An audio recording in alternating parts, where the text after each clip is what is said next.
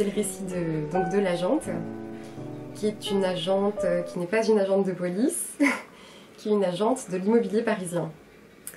Donc c'est une sorte de nouveau personnage romanesque, puisque il y a une grande tradition du récit parisien. Les agents immobiliers apparaissent parfois dans les romans, ça peut arriver, mais c'est quand même rarement des femmes. Et donc mon personnage à moi, l'agente, c'est une fille qui vend des appartements parisiens et qui en général le fait très bien. Alors l'inspiration première de ce roman, c'était plutôt les lieux. Je voulais que ce soit des lieux parisiens ou proches de Paris, parce que c'est la région dans laquelle je suis née. Mais je voulais représenter des espaces absentés. Et c'était important pour moi, en particulier le lieu de l'appartement qu'on a vidé de tous ses meubles. Parce que ce que je voulais représenter, c'était la manière dont ces espaces vidés sont pleins de présence, finalement.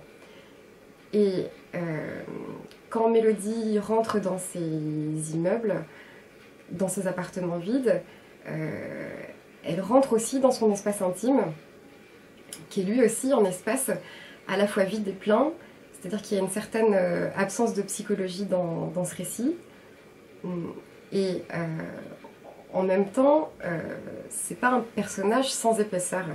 Simplement, la manière dont on découvre ses pensées n'est pas une manière rationnelle et bien tracée. Voilà. Si j'ai fait un personnage aussi mouvant, c'est parce que dans mon écriture, j'aime bien que l'espace et le temps soient à la fois structurants et qu'en même temps, ils ne me donnent aucune limite. Qu'on puisse passer d'un quartier à l'autre, d'une époque à une autre.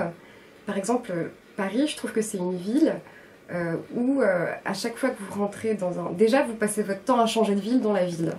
Et ça, c'est quelque chose que j'aime bien. On est dépaysé. Moi, j'habite aussi à Lausanne. Mais à Lausanne, si vous changez de quartier, vous ne changez pas de ville dans la ville. À Paris, si. Vous allez dans le 9e, vous allez dans le 5e, c'est plus du tout la même chose. Donc, il y a ça. Il y a ces villes dans la ville. Et puis, il y a aussi les époques dans la ville. Quand vous rentrez, mais ça, je pense que c'est propre à toutes les villes, vous rentrez dans un quartier, vous avez toutes les époques historiques qui sont rassemblées, que vous percevez plus ou moins consciemment. Et puis aussi, pour peu que vous avez avec cette ville une relation intime, il y a aussi vos époques à vous qui sont chargées, contenues dans chacun des quartiers. Et je crois que c'est ça le mouvement de cette écriture. Alors le plus important pour les personnages, c'est qu'ils sont, j'espère, énigmatiques, c'est-à-dire que ce sont plus des silhouettes que vraiment des personnages comme on peut en avoir en général dans les romans. Donc on devine beaucoup plus qu'on voit. La plus grosse énigme, bon, peut-être paradoxalement ou pas, je sais pas, enfin c'est le personnage principal. Mélodie, c'est très difficile d'arriver à savoir le début et la fin de cette personne. Et alors ensuite, il y a une constellation autour d'elle. Il y a la constellation professionnelle et la constellation amicale. Et puis il y a une troisième constellation que j'allais oublier, c'est la constellation familiale. Il y a vraiment trois réseaux. Alors pour Mélodie, le monde du travail, c'est le monde de l'hypocrisie. C'est-à-dire qu'elle ne dit jamais, dans le cadre professionnel, ce qu'elle pense vraiment. Le monde familial de Mélodie, c'est plutôt le monde du silence. C'est-à-dire que c'est un monde où on ne se dit jamais rien, mais c'est pas forcément tragique, parce qu'on arrive quand même à se dire des choses silencieusement. Et bien le troisième monde, c'est le monde de l'amitié qui pour Mélodie est le monde amoureux en fait. Il n'y a pas de... Voilà, dans cet univers-là, l'amitié elle est amoureuse. Et donc là il y a trois amis. Il y a Isa, qui est l'amie qui est partie. Donc toute l'histoire se nourrit de ce fond où il y a un personnage essentiel pour Mélodie mais qui n'est plus là. Donc ça c'est la question de l'absence qui est importante et qui est aussi importante pour les appartements vidés qu'elle n'arrête pas de visiter. Donc ça c'est ce qui se rapproche le plus du chagrin, de la peine, c'est cette chose-là que représente Isa. Ensuite, il y a Judith, qui est l'amie d'enfance. Et pour Mélodie, Judith, c'est le don. Mélodie passe son temps à donner pour Judith, à donner de sa personne. Et il y a une certaine asymétrie dans cette dévotion. Elle va revendre son appartement, enfin c'est forcé de revendre son appartement, c'est ce qui constitue le nerf du roman. Et enfin il y a Shafik. Et Shafik, c'est celui qui donne à Mélodie. L'un des problèmes qui se posent à Mélodie au cours de ce roman, c'est que Mélodie n'est pas vraiment capable de recevoir ce que Shafik lui donne. Avant d'être agente immobilière, elle était étudiante en droit. Enfin, c'est ce qu'on comprend un petit peu de ses souvenirs. Et puis, à la suite d'un événement qui est raconté de manière assez brumeuse, on a un tout petit peu du mal à comprendre exactement comment ça a pu se passer. Mais elle est rentrée dans une pratique qui existe pour beaucoup d'étudiantes en fait, en France, qui est la prostitution estudiantine. Ce qui est un peu surprenant parce que le récit que je raconte, c'est un récit parisien. La figure de la prostituée, on la voit souvent intervenir dans les récits parisiens, mais Mélodie n'a rien de cette figure. C'est pas quelqu'un de sulfureux, c'est pas quelqu'un de séducteur. Enfin bref, elle rentre absolument pas dans les stéréotypes de la prostitution. Et là, peut-être, on touche à la espèce de jeu, enfin pas de jeu, je dirais de frontière entre le réalisme et puis le fantasme, c'est-à-dire que c'est un petit peu difficile de savoir où se situe précisément Mélodie dans cette ancienne pratique de la prostitution qui est toujours en arrière-plan, mais où se joue aussi son intimité un petit peu paradoxale. On est toujours à l'intérieur de Mélodie dans son point de vue, et en même temps, c'est un intérieur toujours visité par les autres, par les aspirations des autres, par les envies des autres. Donc c'est ça que représente ce passé de Mélodie. Je pense pas qu'il y a une morale, je pense qu'en revanche, il y a une confiance dans la capacité de chacun à se ressaisir de soi-même. Le problème de Mélodie, si on pouvait le résumer, c'est qu'elle ne sait pas très bien où elle est, ni où elle va.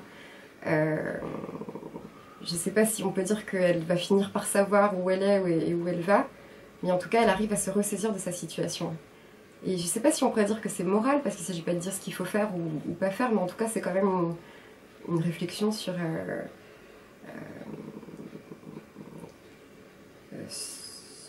l'humanité. C'est un récit que j'ai mis 5 ans à écrire, et je pense qu'on doit pouvoir le lire en quelques heures. Et donc je me demande toujours dans quelle mesure, quand les lecteurs le liront, quelle sera leur impression à cause de cette différence dans la temporalité, si moi, ce que je vois de mon livre, ils en feront quelque chose de tout à fait différent. J'ai été voir le film éditeur de Paul Tchaikovsky-Lorenz, et donc il y a cette scène qui revient plusieurs fois où on voit le personnage féminin du film qui entre dans la cour pavée, et il y a un plan sur ses chaussures qui trébuchent sur le pavé. Et moi, c'est exactement ce dont je me souviens. J'étais avec le manuscrit dans l'enveloppe, et je me rappelle de ces pavés qui me paraissaient interminables jusqu'à la porte. Et donc j'avais été accueillie par une stagiaire, dont j'ai un peu oublié le visage à présent parce que ça tournait, et puis j'ai laissé mon manuscrit, et 3 jours après, j'étais repartie en Suisse, et là j'ai reçu un message de Paul Tchaikovsky-Lorenz qui m'a dit de lui envoyer une version PDF, qui lirait le manuscrit, je crois, il m'a dit qu'il partait en vacances et qu'il lirait le manuscrit.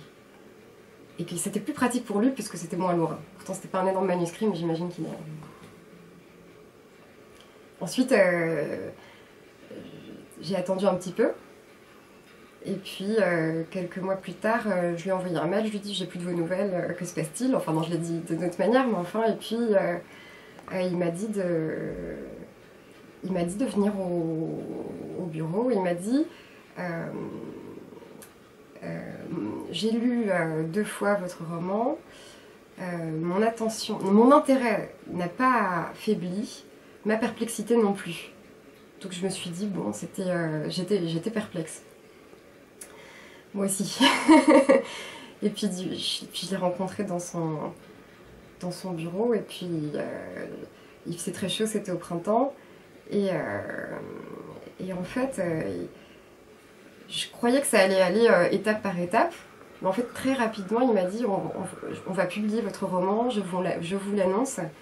Et je me souviens que j'avais été complètement prise de court, que j'arrivais pas à comprendre ce qui m'arrivait à ce moment-là, tellement j'étais émue.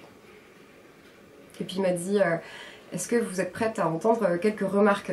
Mais avec beaucoup de délicatesse, parce que je sais pas, il a peut-être senti que j'étais susceptible ou quelque chose comme ça. Je me suis dit qu'il allait me dire qu'il fallait tout modifier, etc.